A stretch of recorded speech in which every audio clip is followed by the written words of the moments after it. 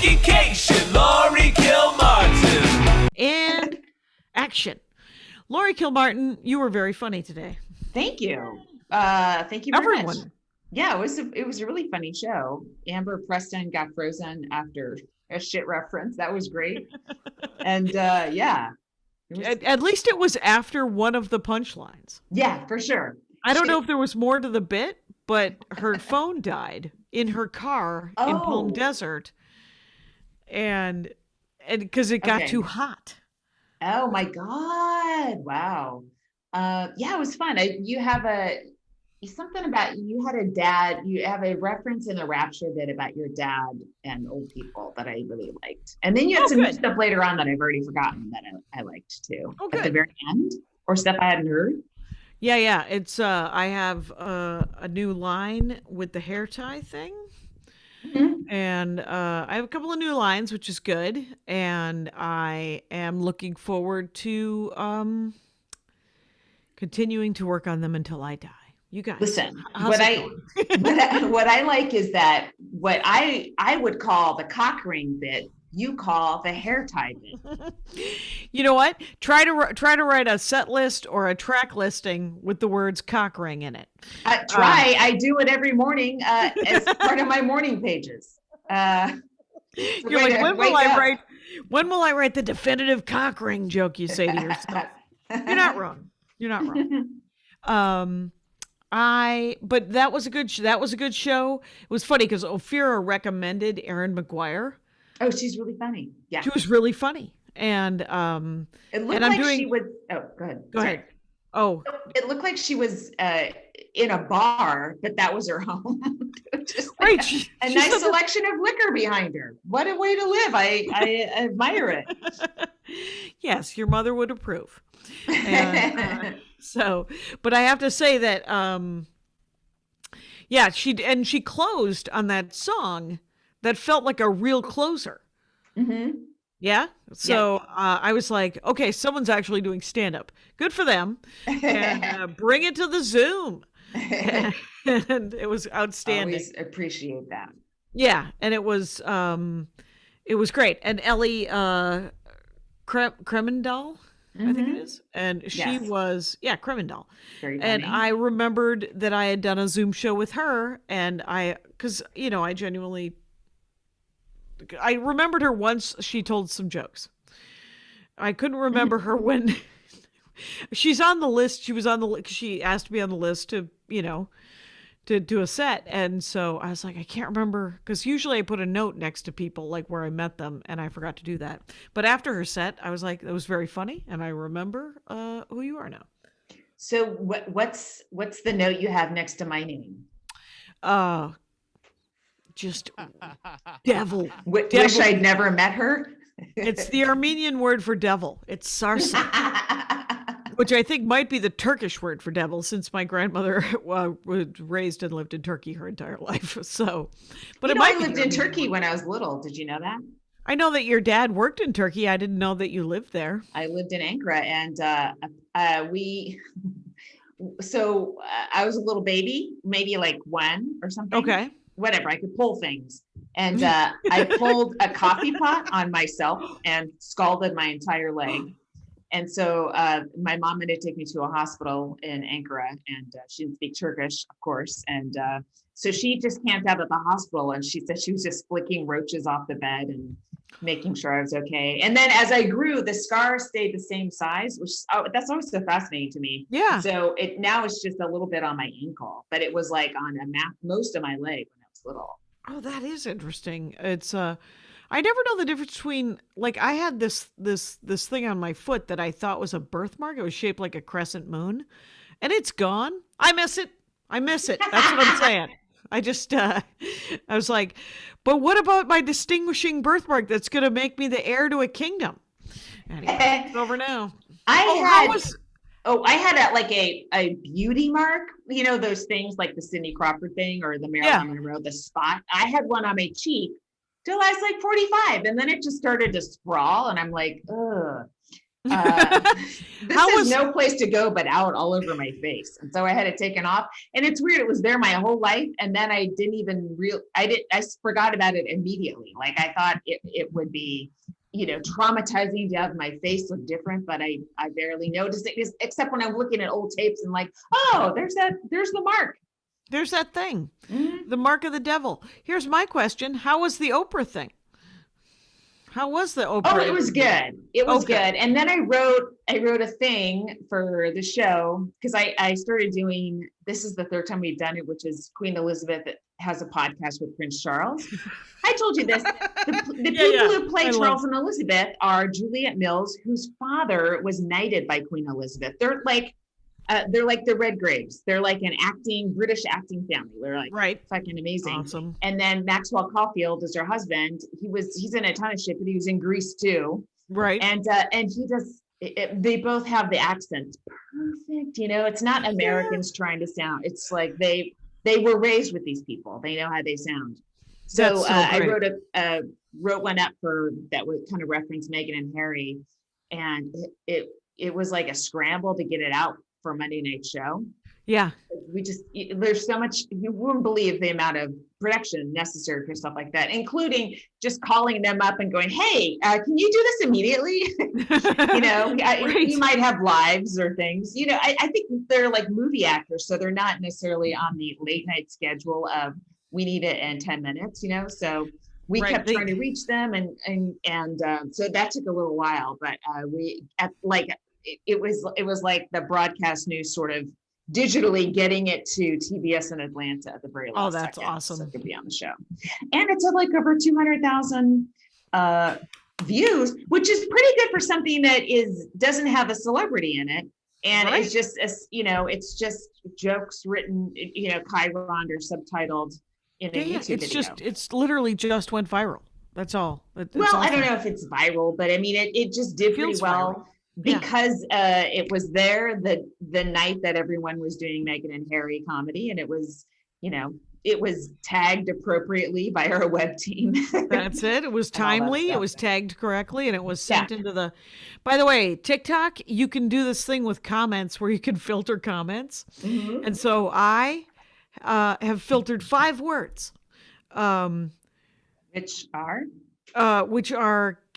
it was. Oh, it was female?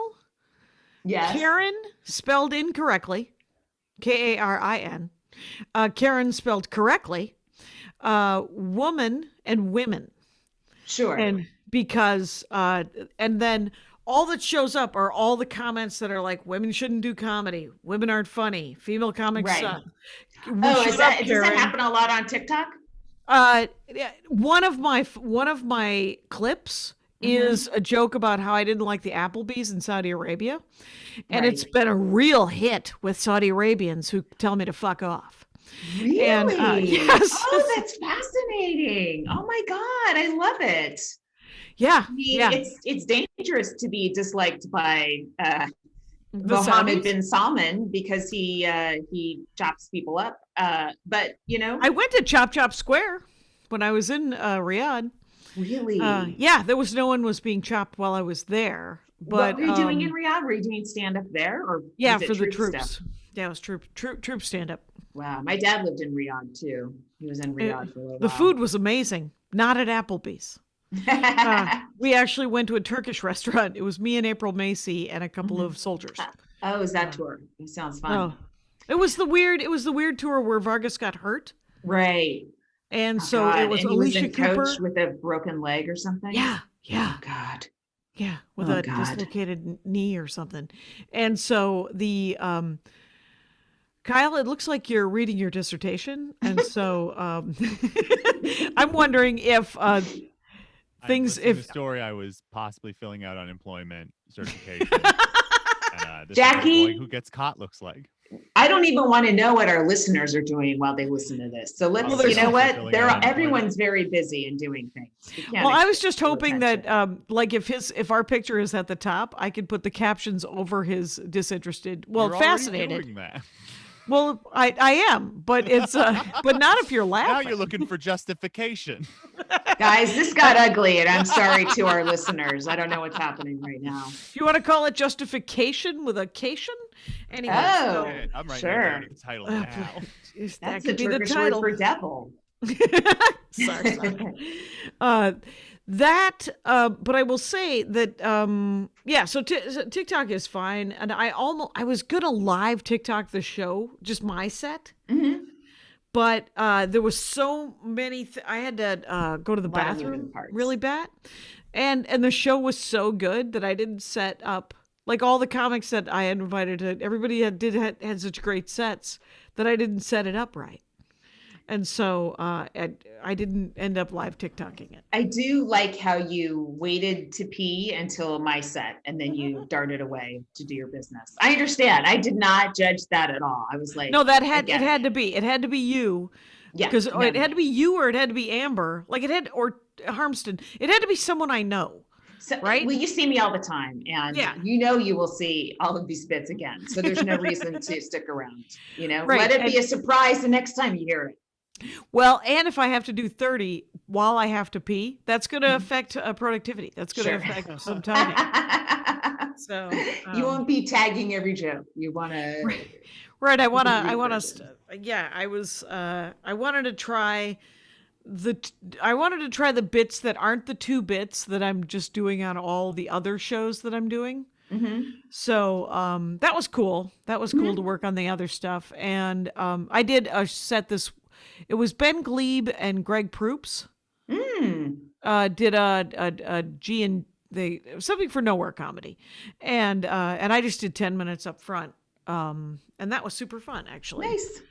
Yeah. I did no comedy. I did every Monday, Brian Kiley and I, and we do the Writers of Flappers Presents, which is basically me and Brian Kiley and then some other comics on the show. Brian McDaniel always hosts. Like he can mouth our jokes, verbatim.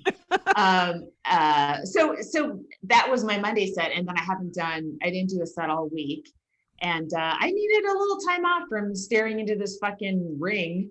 And, and then when you asked me to do the nooner, I was like, yeah. And it was fun to just scramble and come up with some ideas. And what am I thinking now? Like I had a week off, like, what's on my mind a little bit. And so I had some new ideas to pursue.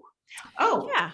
And my breast reduction got approved by insurance. Right. And the joke about it is working just fine. I think I'm sure there'll be more to come. More to come. And so do you want to take pictures with our breasts the same size before you get that done? Or do you want to just do a... Jackie, we do need to open an OnlyFans as soon as possible. And I think you've stumbled on our first video.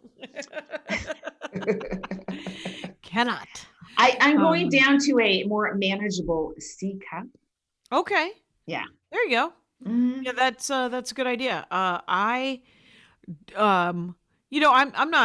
gained a fair amount of weight here in COVID times, and I think I put it on the thread that I was looking at a fat camp, which, by the way, they're not calling them that now.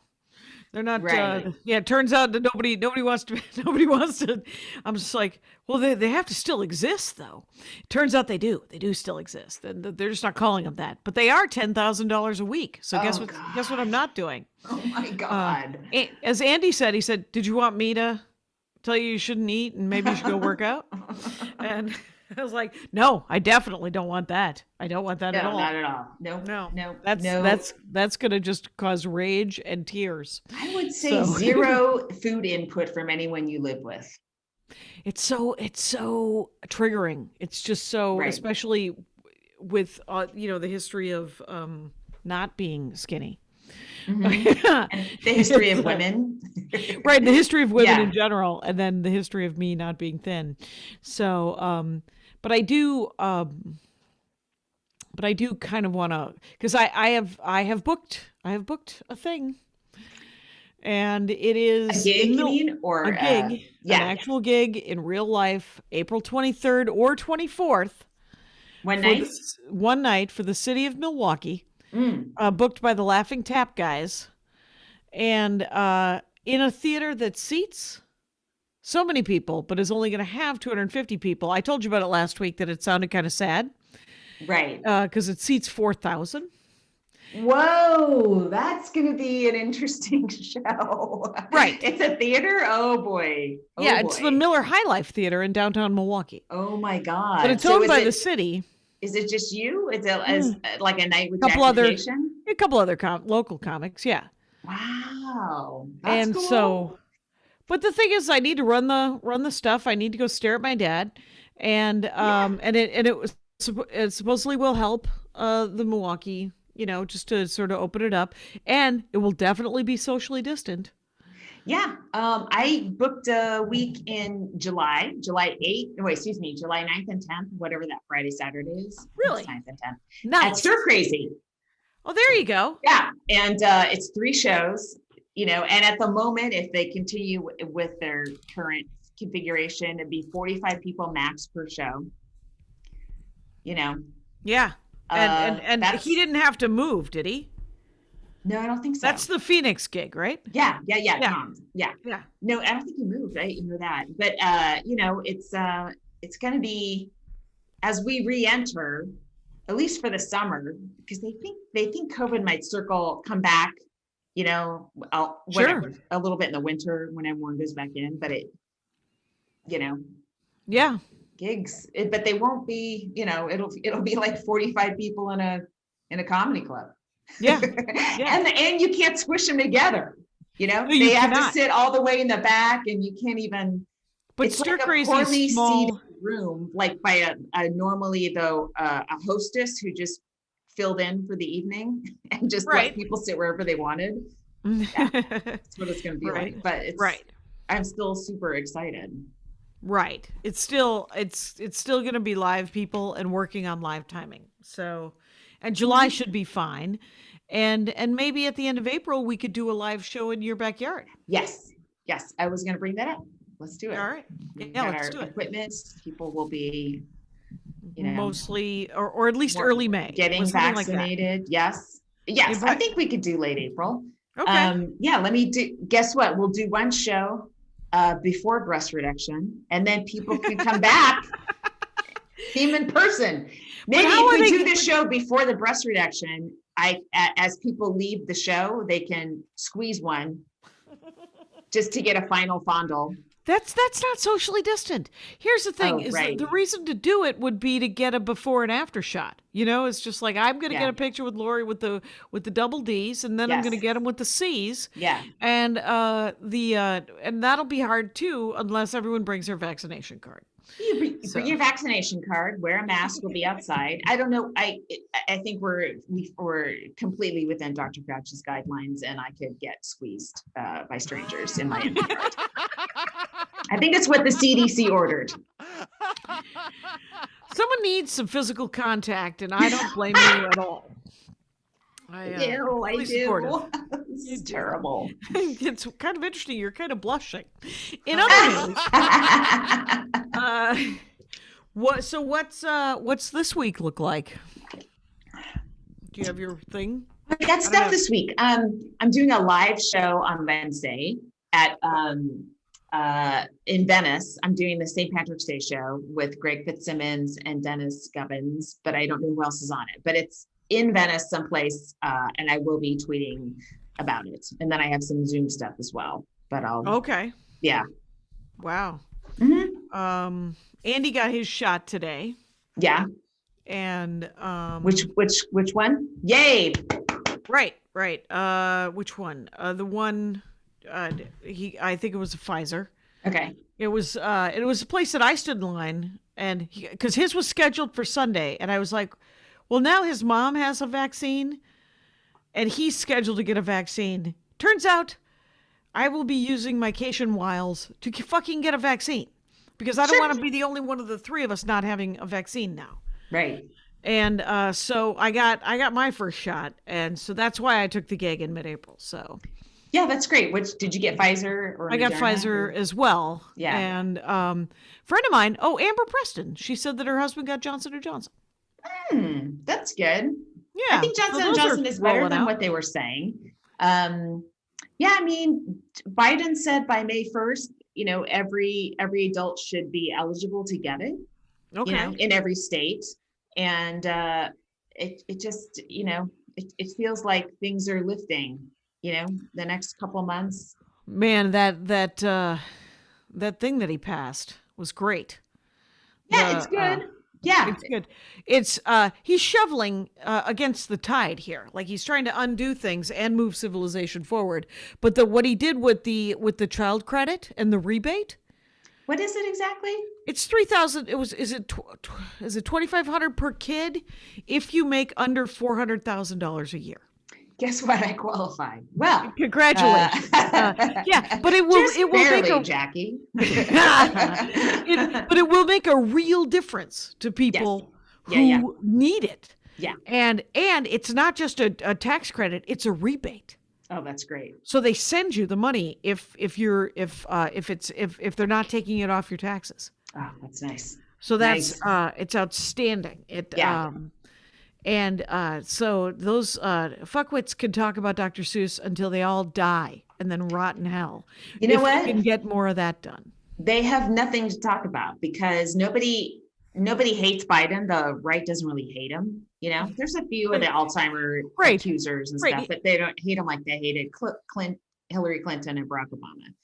No. Turns out because he is a straight white guy, even if he is 100 years old. That helps, Jackie. It helps. Yeah. Sadly. I read that somebody had some. I don't know. I'm not gonna give it. Yeah. Right. Fuck them. So. But that means because they don't have much to talk about, now they have to start, going after women, trans people. Like they got to throw some meat to their viewers. Like they're, Tucker Carlson was going after this journalist, Taylor Lorenz. Did you follow that story at all? I saw it. I didn't really follow it, but it's just they're calling their fans to harass her, and it's something it's kind of similar to what was done with Meghan Markle, and that kind of mindset loves to take young women that are attractive and then just start to paw at them and send vitriol to them. I mean, it was a version of Piers Morgan, doing whatever he was doing. So and it's gross. I mean, Trump is gone, but he has turned over every rock, and those worm people are still out in the sun, man. Right. And so we know what they want to do, and we know. I mean, the thing is a 60% approval rate already, with us we're not near the end. I mean, I'm going to be wearing a mask easily to the grocery store well into July, possibly. Sure. Yeah. And but definitely on an airplane. Oh, definitely in an airport. Yes, for sure. In an airplane. Yes. Do you remember, like a couple years before all this, there was this Instagram video of Naomi Campbell prepping for first class. Oh, do you remember that? No. And she had she was head to toe covered, right? She had masks on. She had safety goggles. She had a really cute sort of outfit that she wore, like a pink outfit over, like a doctor pink outfit, and then plastic over her shoes. And she just showed everyone how she wipes down her first class seat. And okay, it seemed like, she must fly a lot. I guess that's why she's worried, and that is why she's worried. But it was look back on right it. On looking back, yeah. Like I want a special outfit like she has. Right, one that's made like those disposable coveralls that painters use, and then you just take it off and throw it out. Sure. And landfills. Yeah, I mean, that's the problem. But so I would say. So I've been working on this thing. I'm going to do this show at the end of April, a Zoom show that's a late night. It's a fake late night show, right? It's a prototype of what the Jackie-Kashian late night show would be. And so they've done 57 of them. Right. 56 of them where they've spent, easily 40 hours figuring out the voice of whoever. Like Alonzo Bowden, I think, was the last one. Wow. And so they're writing sketches and desk pieces and stuff for you? Desk pieces and monologues, And so what what they wanted was sort of what he called it a vision board, but it was like a 2-page one sheet, right? Yeah. So that the writers who don't know me can write from my perspective. And so essentially, what do I love? What do I not love? What are my comedy influences? What kind of comedy don't I like? And then, God, I'm spacing the guy's name. The sample they gave me was kind of epic. It was huge. It was like a 5-page with graphics and everything. Oh, really? Mine didn't have any graphics, but it did. The guy had put in like links and stuff. And so I put some links to different, sketches that I like. And while doing that, I was reminded of the Richard Pryor comedy show. Yeah. You remember that one? Or do you remember, I don't remember it real time. No, it was mid-70s, I think. Yeah. I'm pretty sure I wasn't allowed to watch that. No. I remember Flip Wilson, of course, but Mm-hmm. I don't think I was allowed to watch Richard Pryor stuff. No, well, and Richard Pryor, but the sketch that is epic and known through is legendary is the gun store. Have you ever see the gun store one? I don't know. Where he walks in to buy a gun. He is the only black man in this gun store. Yeah. There, and he's just kind of looking, and he's like, I think I kind of want a gun. And the guns start talking to him. Wow. About who they killed and what they're, and he ends up not buying one. Wow. And you're like, where? And it's there is comedy there, but it is intense. It is an intense 2.5 minute, 3-minute sketch, you guys.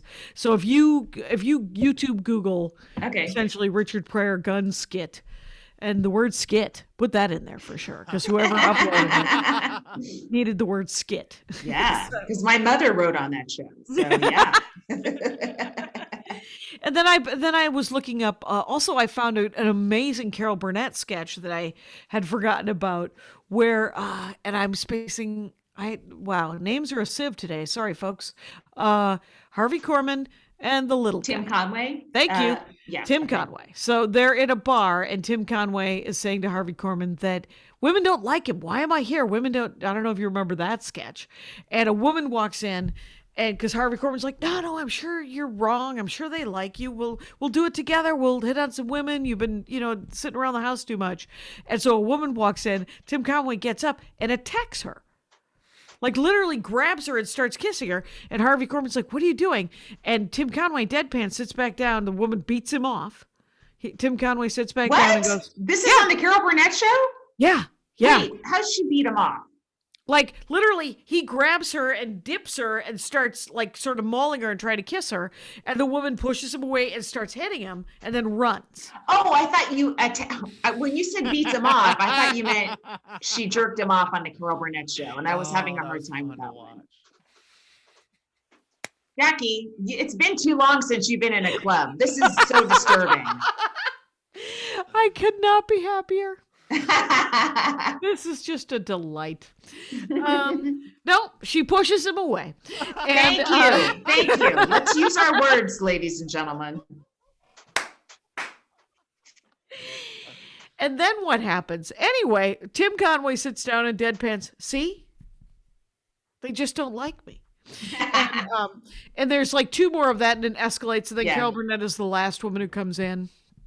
And it escalates some more, but the fact that it's so sort of dark and not, and it's addressing something that's super real, and it's really really funny, but you're like, oh right, and it's not, it's sort of.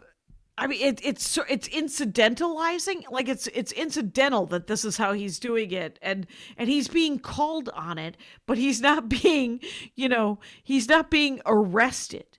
Though that Harvey Korman at one point says, "You're gonna get us arrested," and but the whole thing is just, I love that sort of. It has that, there's this, so as I'm looking at what kind of comedy, like if you were going to write from my perspective, and no one ever has. Many people have tagged jokes. Many people. Yeah, that's have helped me. fascinating. Yeah. Right. It is. There is one of the. I was like the comedy. The only comedy panel show that I loved as a child, not panel like Johnny Carson or Dick Cavett, because Dick Cavett was my favorite, but panel where everybody's riffing in a circle was Steve Allen's Meeting of Minds on PBS. Do you remember that? I never watched it. Nuh-uh. Oh my God. It was Steve Allen. And he is hosting essentially, they're going to have a serious topic like welfare. And then all of the people that come are actors dressed as different people in history. So there's Marie Antoinette, Oh my God. Karl Amazing. Marx, Yeah. Aristotle. Like it is one of the most intelligent bullshit hipster. What on earth? This was I'm 11 and me and Nancy Cation are watching this and I'm like, this is amazing. And that's great. Like the Goonie bird that I am. Hey, let's do comic of the week and a Max Fun break. Oh yeah. So this lady, I worked with her on a Zoom recently. She's really funny and I didn't know her. And then I started like looking into her and she's been doing comedy the same amount of time we have. Oh, wow. And, like one of her videos online is from Comic View. Yes. And so there's her name's Olivia Arrington. That's right, Olivia. And we can barely find her online. I don't think she's on Twitter. Kyle found a Facebook that she runs, but she seems to have avoided, I'm going to say quite wisely, the hell that you and I and many people live in on a daily basis. Right, churning it out, trying to make people care over the internet. Olivia Carrington? Arrington, Arrington. And It'll be in the notes, right? Yeah, she has a video on a CTV set. Do you remember CTV? Vaguely. Yeah, that's it's all vague. And she commented, "I hate the way they edited this." I'm like, "Yep." Oh, she's awesome. One of us. But she's a little hard to find on social media. She has a lot of gigs based out of Canada, and I don't know if she's moved to Canada because she's, according to like Inside Jokes did a feature on her and she said she's from Chicago. So I don't know, but she was really funny on this Zoom set. And I don't know if she, just participates in social media the way she wants to, not addictively the way a lot of us do, but try to find her and try to find her doing a Zoom set because she's funny and she's, got experience and all that stuff. I think if I remember right, what really sparked my interest is she somehow was like, we're all, people just hanging out before the Zoom set. And she may have mentioned Spellbinders. And I was like, what? Wait, did you ever watch Spellbinders? No. Where was that? It was in Houston. Yeah. And it was like 2 weeks at a time. And I think did she have like multiple clubs? So like if you were in, you just got like 4 weeks of work without having to like leave the state, and it was like amazing. I remember when it was. Did you ever do the comedy stop? Yes. I think it was it Vegas or Reno or Atlantic City or all three? Oh, I did. I did just Atlantic City, but that's the one. Maybe I did Vegas once, but that's the one with the Murphy bed that I was afraid to sleep in. Yeah. And Rontowski used to just go back to back to back to back, and it would be like 9 weeks a year of work for her. Yeah, nice. Yeah. So it was booked by this lady named Lynn Carnes, and I'm like, we have the same initials. She's gonna love me. I'm very attracted to LKs. I'm like, we're simpatico. There's not a lot of us. But she didn't love me, but she didn't hate me. But I worked a little bit. Like I worked with Adam Ferrara 1 week there, and he reminded me of this one time. I had a math workbook because I was so bored, and there was AOL was so expensive or whatever. I wasn't online all the time, right? So I just brought a math workbook to relearn how to do algebra because I was like, my brain is decomposing. Right. This is HTML Kilmartin right here. This is Jose Simone I worked with there, and some other, and Kostaki Economopoulos, and I had some fun. It was a really good room. Yeah. And then Lynn got brain cancer, and maybe that sort of led to obviously the club is closed now. I don't know if that was the exact thing that led to it, but Texas it was blocked off to me for much of the 90s. And, really? Yeah, it was too bad. But every time I've played Houston and I played Dallas and I played Fort Worth, like one time each. And all 3 times I've enjoyed them. I mean, the thing is about it's stand-up audiences are so much different than sort of the regular bric-a-brac of people, of humanity walking around. The people who come to comedy clubs are just more open to whatever you're going to talk about, usually. Yeah, for sure. And also, they see you in person. They get you get a feel for somebody when you see them in person. If they're nice, if they're fucking around, if they're joking, that you don't get off the internet. Even if you're watching a video on the internet. And so I don't know, live performance, I'm starting to think should never be videotaped. Well, you know what they say. It should just exist for that audience right there. The comic wants to put some tapes out, clips out and stuff. But sometimes shit is just not going to work when it's viewed, if someone wasn't there in the room watching you. It's just better. I mean, it's fine, but it is just better live. It's just, we're all better standing in front of each other. And I look forward to it. Yes. I was looking at some old tapes, part of my mega transferring project and stuff. Yeah, and there was some stuff from 2013 and it was at the Underground in Seattle, and it was a Friday late show. So it was like kind of shitty. Oh my God. And there was a bachelor party did you ever work that room? On the right side, it's like, so there's a right side of the room, and then there's the bar. So the right side's sort of like it's like the letter L, right? So yeah. And so it's kind of separate from the center of the room. Like they're not super connected. Yeah, the attic is set up like that a little bit. Comedy attic. Oh yes, yes, but the attic doesn't extend so far back where. It's not quite as deep. Yeah. Yes. Okay. Right. So, anyway, what it leaves you with is 2 different audience chunks that you have to constantly monitor. Right. There's people on the right side, and then people down the center, and down the center includes everyone on the left because it's one giant area. So the right side had a bachelor party, and it was just like. I was just shutting the guy down, and I was like, I miss this so much. I would fucking love to have this asshole interrupt a set right now. I would love it. And did you cut that up for YouTube? Because you have all those. You could, because I mean, those are my favorite. I mean, that's what I love, that you spent some time on YouTube with those sort of. You're like, what is happening? When you're talking to the audience, and it's outstanding. Hey, let's do an ad, by the way. Yes. We have an ad for the beautiful people at Function of Beauty, which I saw on TV. Oh, you did? TV ad for it. Last night when I was watching Rizzoli and Isles on Start. You know what? TV. I feel like that's our target audience is Rizzoli and Isles. Both those ladies would love us. I don't know which is which. I've never seen the show before, and I was watching it going, I think this is the first. No, it was an early episode. They're like the female Franklin and Bash. I don't know. That's another detective show from TBS. Here's what I want to say. Or Function of Beauty. I don't know. Go ahead. Function of Beauty is dedicated to being the world leader in customizable beauty, offering precise formulations for your hair's specific needs.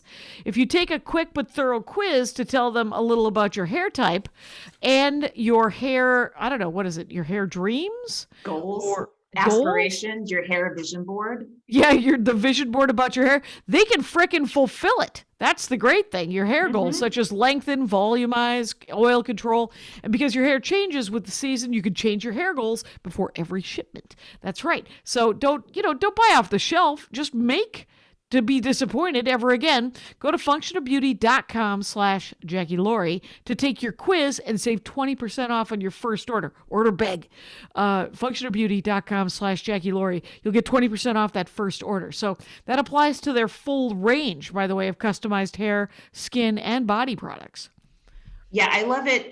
My hair is what I will spend money on. Like I'll get, I'll put some cheap shit into my skin, but my hair, like my goal for my hair is I continue to have it.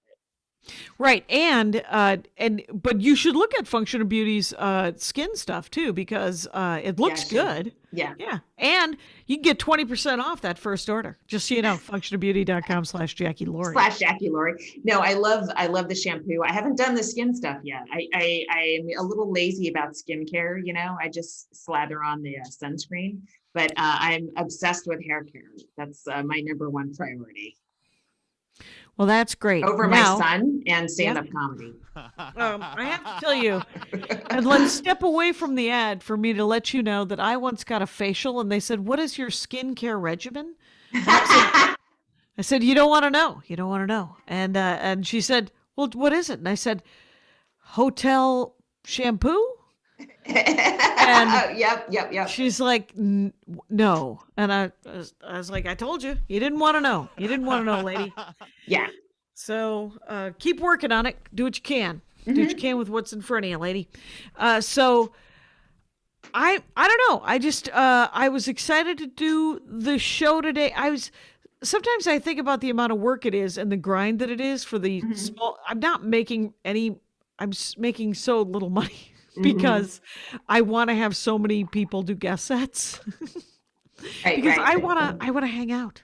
I want to see a bunch of comics and I want to see what they're doing. So yeah, I'm not but it is some income. So I am grinding it out to make a couple, so I at least make some money.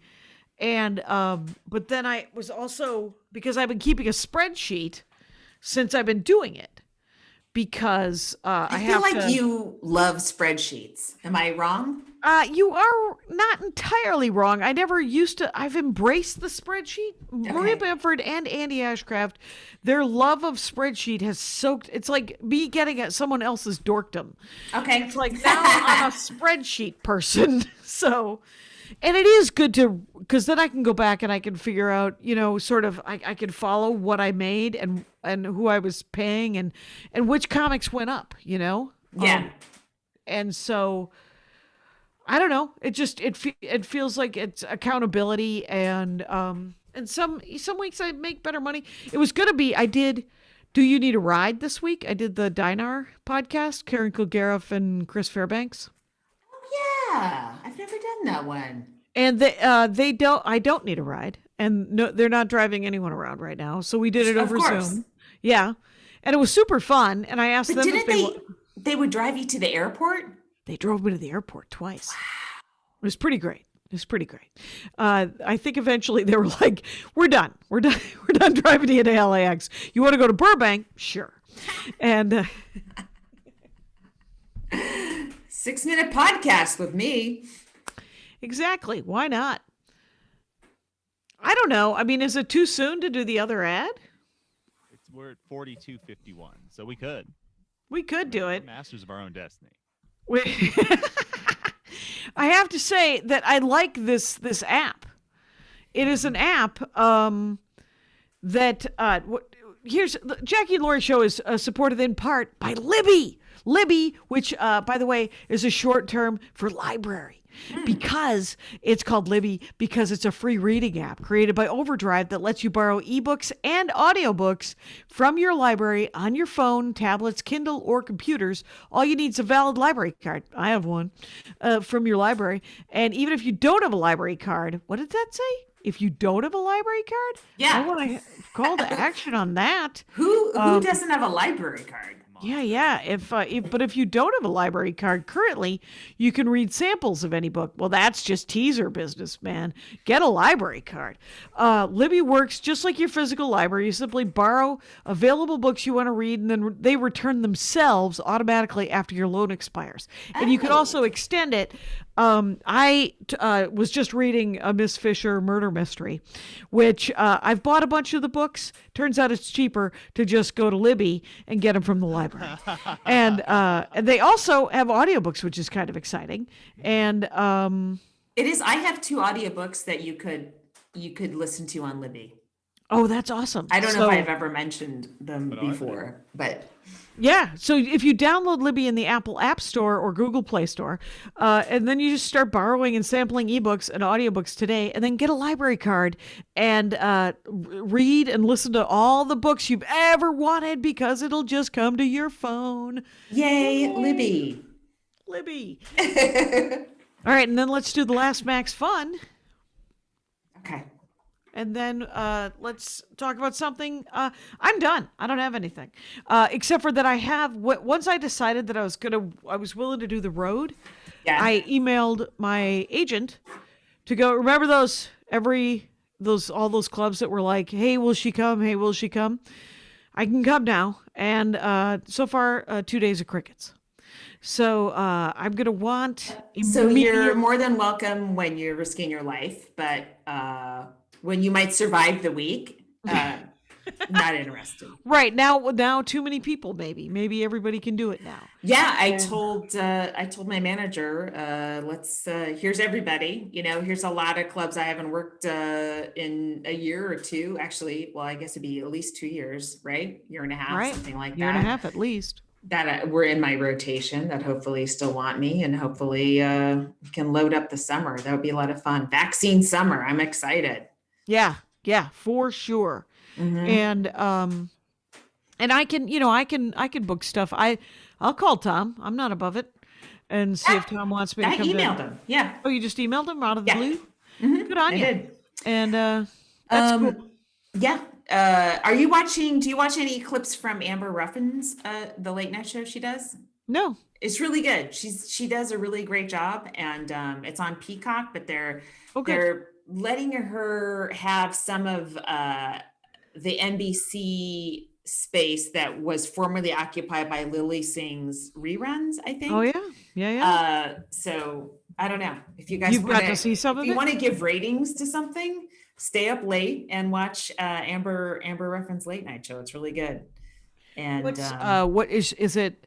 I like the idea of a little bit of variety, a little bit of this late night show is like the live thing. They're like, well, you're going to need a guest and you're going to need a musical guest. Yeah. And I was like, will I? And who do I know? And like, who can I? Because I can't imagine. Like, I know that they're going to charge for it, and this is their 57th one, and so I assume they can pay people, they but have an audience, right? right, I think they have an audience, but I don't necessarily think they have scale, right? As far as paying musicians and Yeah. like, Oh, I know Amy Mann, but does Amy Mann want to come do my weird Zoom show? Maybe, Essentially, which but- is what this is. I think a lot of comics, the only musician they know is Amy Mann. And Right, so I'm right. going to guess she's the next before.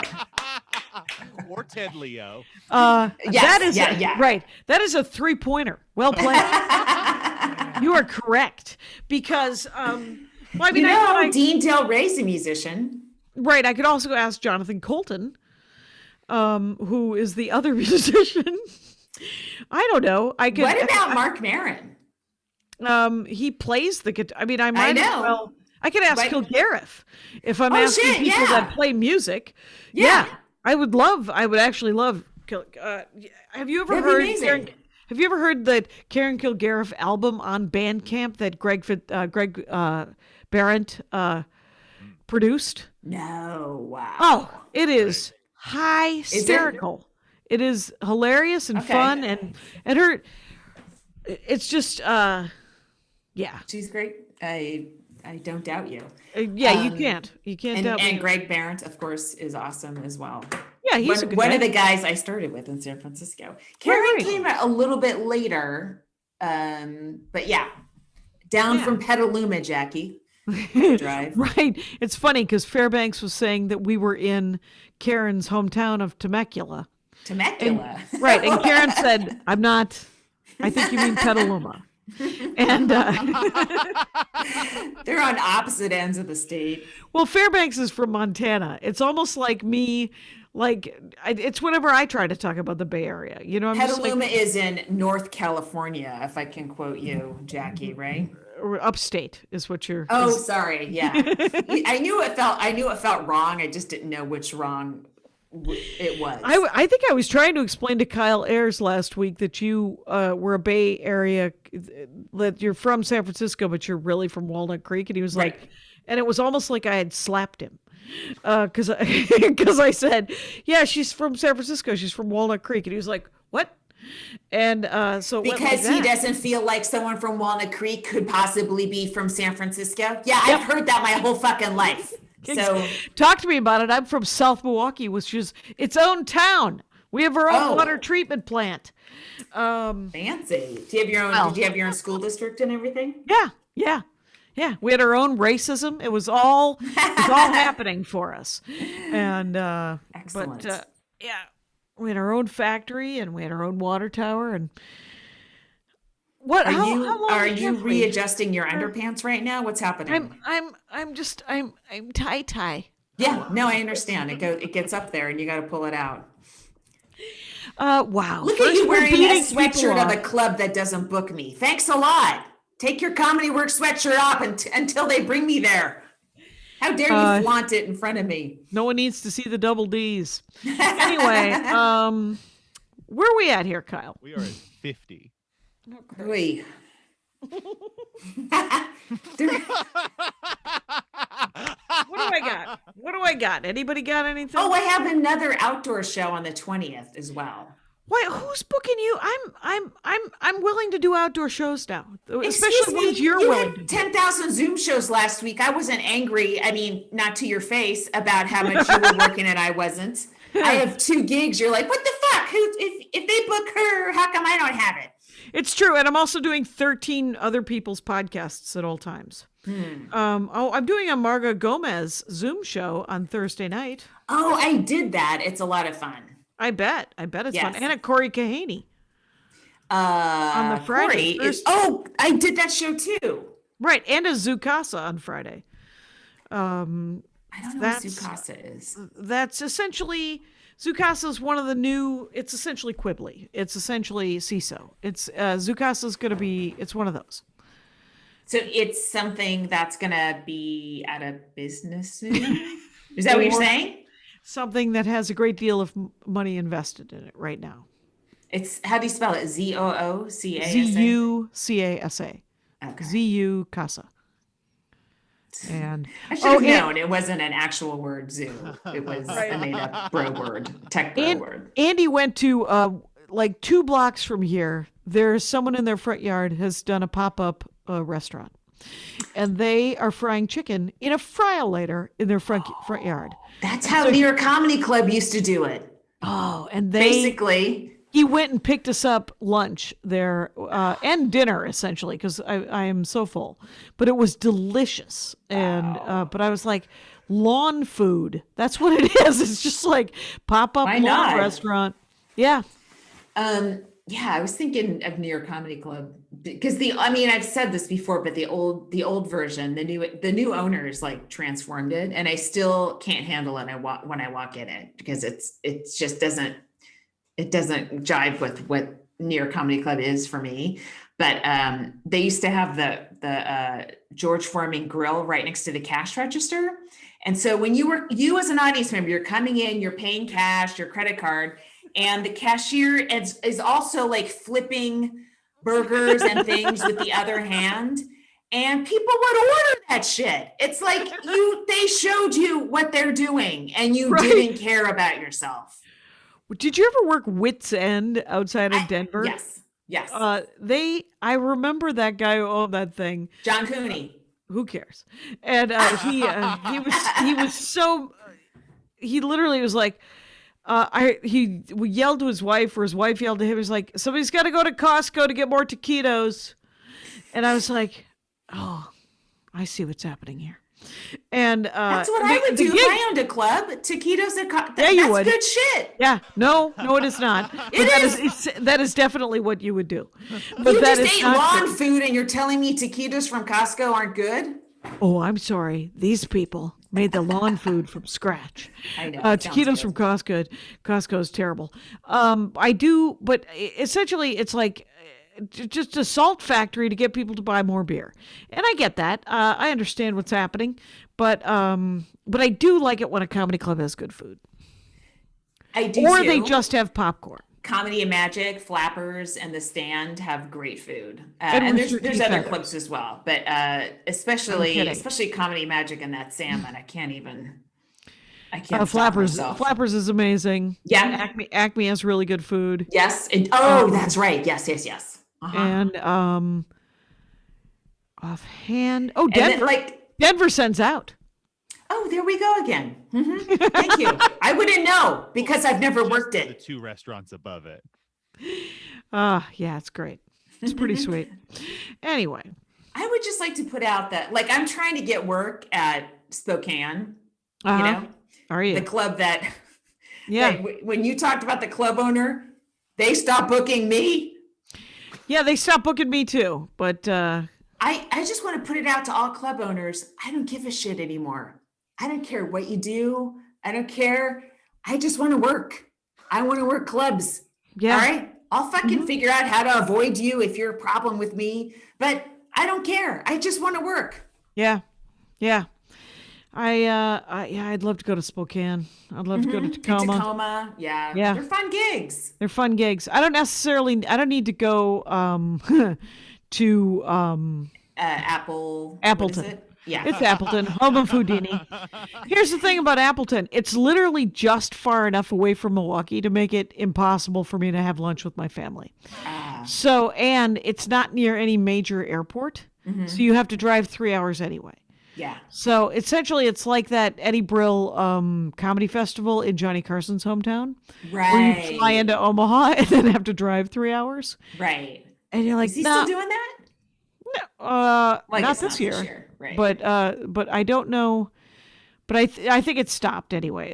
Or the town took it over, kind of like Aspen took over their own festival at one point, their own comedy festival.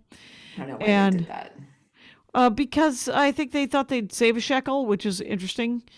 And but I do know that I want to work all these towns, and I think I could reinvent the wheel. And just book sort of like a Stanhope-y kind of, you know, venues like people do. James Adomian, Matt Bronger and Kyle Kinane, you know. Yeah, that might be. Yeah, Kyle, Brandy Posey. Yeah, that whole generation, the Kyle Clark, Brandy Posey generation. You guys I know. into a They're club so and had to good at figure this out other ways shit. to be funny. Yes. Yeah, They're so good at this exactly. shit. It's a lot too. It's like, and TikTok? Are you fucking kidding me? I gotta do all this shit. Yeah, I should probably ping Brian Regan, see what he's doing next year. Yeah. This summer, see if he's willing to have this one show up in front of him again. Sure. Because that would be some steady work. Totally. But I'm gonna ping my agent this week and just go, hey, I'm thinking of just trying to book me if you're not getting any quick bites. And then you could book me around my other weeks and stuff. All I know is that the first time Andy drops me off at LAX, I'm going to be crying like a tiny baby. And this has been a good year in some ways, you know, like you staying home with your husband, me staying home with my son this whole time. I mean, my son we've spent every single night together for an entire year. Yeah.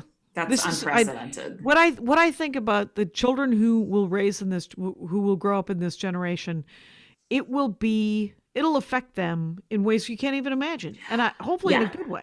You know, it depends on your support system at home. You know, I mean, some kids are, you know, they have parents that are working outside the house and they're at home up by themselves, and the kids or the parents are home, but the kids are too young, so they have to monitor the Zoom, which is a fucking nightmare. But like my kid's grades are A's and B's now. He was, you know, C through F. Yeah. And then a couple G's. You know, he's doing great.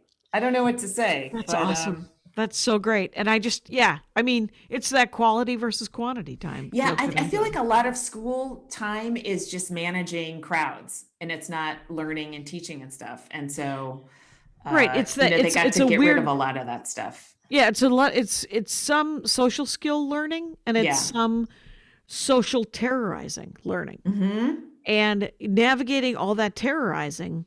If you can lose that, your kid can get A's and B's.